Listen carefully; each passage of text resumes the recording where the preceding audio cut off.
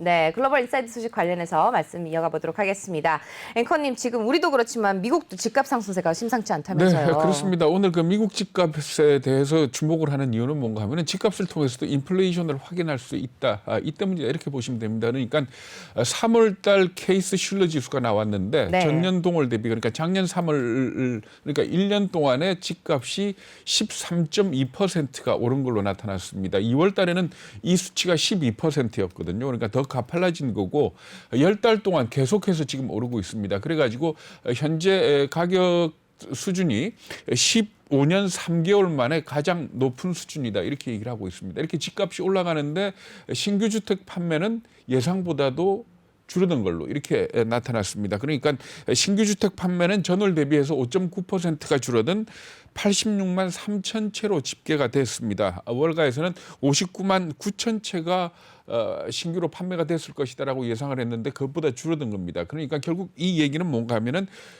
집값이 많이 올라가 가지고 결국 수요가 따르지 못하고 있다. 이렇게 보시면 될 것 같습니다. 그래서 지금 현재 미국의 그 매물로 나와 있는 주택의 숫자가 107만 채인데 이게 1년 전하고 비교를 하면은 28%나 줄어든 거라 그러거든요. 그러니까 결국은 집값 상승세가 좀 더 지속되지 않겠느냐 이런 예상이 나오고 이게 인플레를 촉발하는 어떤 모티브가 되지 않겠냐 이런 분석들도 나오고 있는 겁니다. 네, 그럼에도 불구하고 또 연준 인사들은 인플레이션에 대한 우려를 또 부식시키기에 나섰다면서요. 네, 앞에서도 말씀을 하셨지만 꼭 녹음기를 틀어놓은 것 같은 얘기들을 했습니다. 그러니까 클라리다 여는 부의장 같은 경우는 뭐라고 얘기를 했는가 하면 인플레이션은 대체적으로 일시적일 것이다. 그리고 인플레이션이 일어난다 하더라도 방어할 수단을 가지고 있다. 이렇게 얘기를 했고요.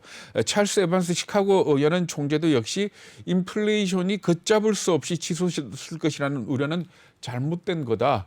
완화적 통화 정책을 철회할 필요는 없다. 이렇게 얘기를 했습니다. 다만 한 가지 조금 다른 얘기가 나왔는데 뭔가 하면은 클라리다 연준 부의장 같은 경우에는 테이퍼링을 논의할 시기가 올 거다. 근데 그거는 지표에 달려 있다. 이렇게 네. 얘기를 했습니다. 그러니까 지표가 어떻게 나오느냐에 따라서 테이퍼링을 논의할 시기는 좀 당겨질 수 있는 그런 언급은 했다. 이렇게 봐야 될 것 같습니다. 네, 또 시장에 대해서는 좀 관망세다 이렇게 풀이하는 견해가 우세하죠. 네, 그렇습니다. 그러니까 간밤에 미국 시장을 보면 전강후약의 전형적인 모습을 나타냈지 않습니까? 네, 그래서 그렇죠. 이걸 두고 뭐 경제 지표가 안 좋았다 뭐 이렇게 얘기를 합니다만은 전반적인 월가의 분석을 볼 것 같으면은 아무래도 이 시장이 이제는 뭔가 좀 지켜보고 있는 것 아니냐, 관망세를 보이고 있다. 그러면서 다음 이벤트를 기다리고 있는 그런 모습이다라고 얘기를 했는데 이 다음 이벤트를 주로 월가에서는 뭐로 생각을 하고 있는가 하면 지금 현재 연준의 통화 정책에 대한 걸 얘기를 하고 있는 겁니다. 그런데 네. 앞에서도 그 블랙록도 얘기를 했지 않습니까? 그러니까